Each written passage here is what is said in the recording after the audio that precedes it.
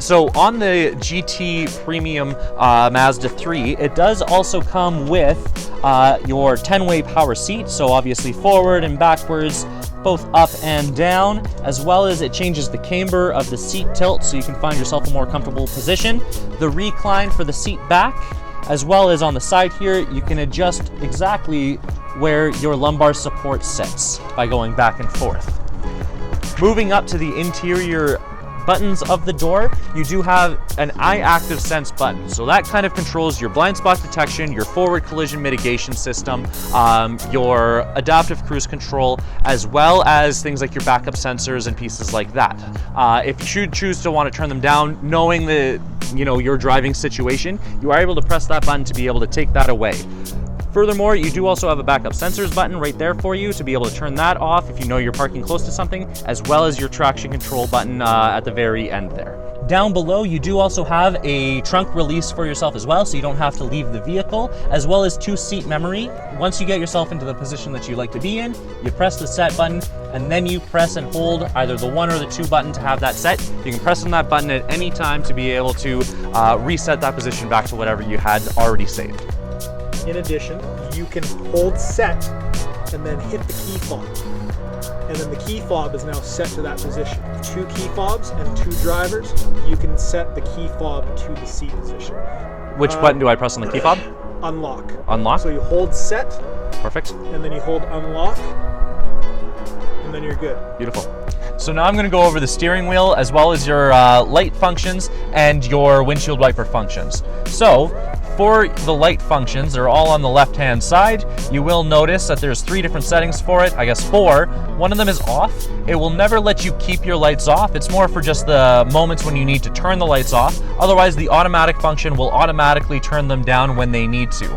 Up one is, of course, your daytime running lights, and then will automatically turn, and then your headlights if you want to manually turn them on. But again, the auto function will already take care of all of that. Furthermore, on the very end of the light stick, you do have an automatic high beams function. So what that will do is it will automatically turn on and off the high beams on the vehicle when you're driving on the highway, as well as people approach you, turning down your high beams to your headlights so that you're not blinding the person on the other side of the road.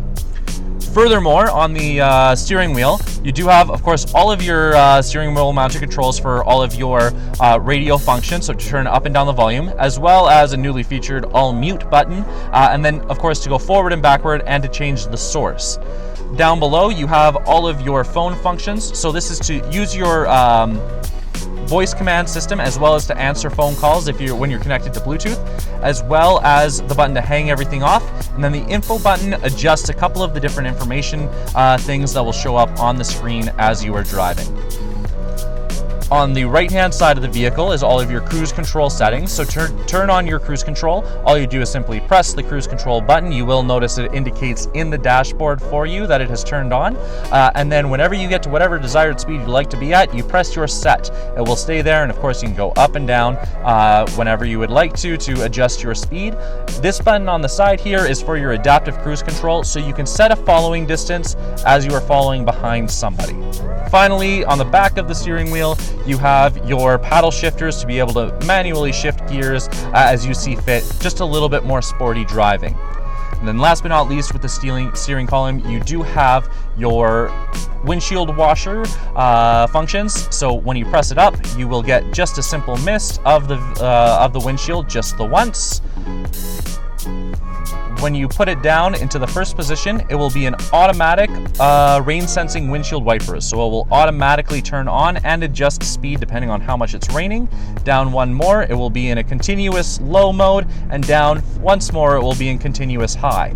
Now, the only difference between this and the Mazda 3 Sport will be the Mazda 3 Sport will have an extra knob at the very end there that will control your rear windshield wiper as well. So whenever you need to adjust for that side, of course, you can turn that knob. It will be in either an intermittent setting or an on full-time setting.